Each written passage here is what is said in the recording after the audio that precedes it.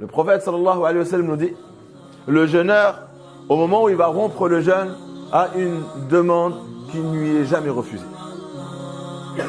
Le jeûneur, au moment où il va rompre le jeûne, Allah lui accorde une dua. Elle ne lui est pas refusée.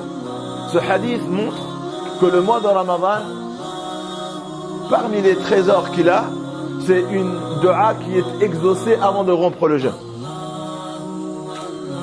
Vous pouvez vous poser la question et vous dire, oui, mais ce hadith-là, pourquoi il est si spécifique au mois du Ramadan? Parce que dans un autre hadith, le prophète sallallahu alayhi wa sallam nous dit qu'à chaque fois qu'un croyant fait une dua, tant que cette dua n'est pas, tant que cette demande, cette dua n'est pas un péché et n'est pas une dua pour rompre un lien de parenté, toutes les duas sont exaucées.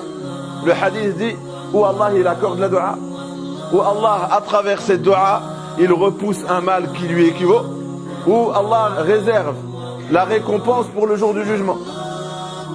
Donc ce hadith nous montre qu'à chaque fois qu'on fait des duas, les duas ils sont exaucés. À chaque fois qu'on fait des duas, les duas ils sont exaucés.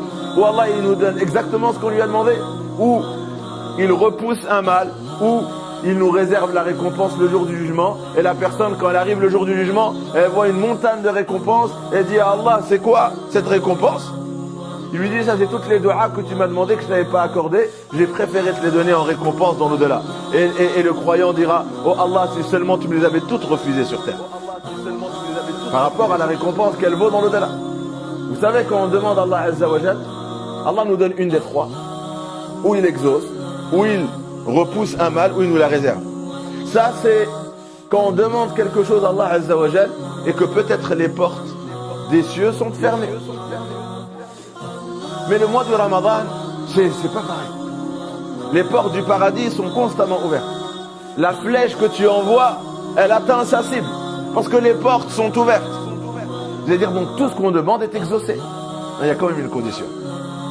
On ne peut comprendre un hadith seul. Le prophète nous dit dans un autre hadith, la condition c'est quoi?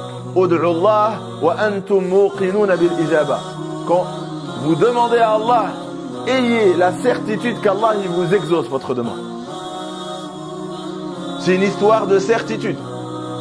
Si tu doutes de sa générosité, si tu doutes de sa miséricorde, si quand tu demandes tu doutes, parce que tu as douté, la flèche elle monte pas, la doua elle monte pas.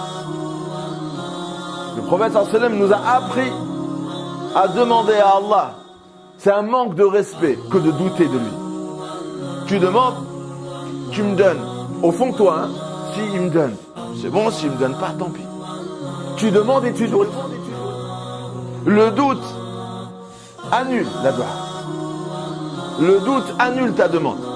Parce que tu penses quelque chose de mal à l'égard d'Allah Azza wa Jal. Sa miséricorde est infinie. Sa générosité est infinie. Quand tu lui demandes, tu sais qu'il peut te donner encore plus que ce que tu lui demandes. Pourquoi douter de sa générosité? Tu as une mauvaise pensée, ça annule la dua.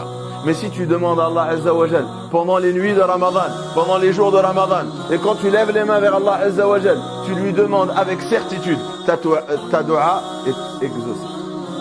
Allah il t'accorde cette demande. Comment demander à Allah Azza wa Jal? On doit avoir la certitude, mais ça c'est dans le cœur. On a la certitude, mais dans la forme. Comment demander à Allah Azza wa Jal? Allah il nous dit, appelez votre Seigneur avec humilité. Tadarru'an, avec humilité. Ce mot qu'Allah il a révélé dans le Coran, le mot tadarru', c'est une apparence qui est importante.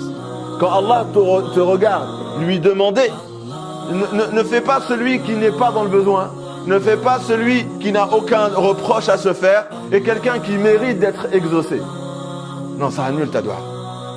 Allah il dit, quand vous me demandez, demandez-moi avec humilité. Reconnais que tu es un pécheur. Reconnais que tu n'es pas le serviteur dévoué, le serviteur parfait que je demande. Reconnais-le. Reconnais que tu fais beaucoup d'erreurs. Reconnais que tu as fait avec moi beaucoup de fautes. Reconnais que tu m'as souvent déçu. Présente-toi avec cette humilité. C'est ça, tadarru'. Tadarru', c'est quand tu es là en train de le supplier. Tu es en train de le supplier. Tu dis, Allah, je sais ce que je suis. Je ne suis pas à la hauteur. Je ne suis pas le bon serviteur que tu m'as demandé d'être. Je suis rempli de fautes. Je suis souillé par mes péchés et mes erreurs. Mais je viens implorer ta miséricorde. Je viens te supplier de ne pas me priver de ton pardon dans ce mois béni. De ne pas me priver des faveurs que tu accorderas à tes nobles serviteurs. Et là, si tu te présentes comme ça, Allah, il aime voir son serviteur lui demander avec humilité.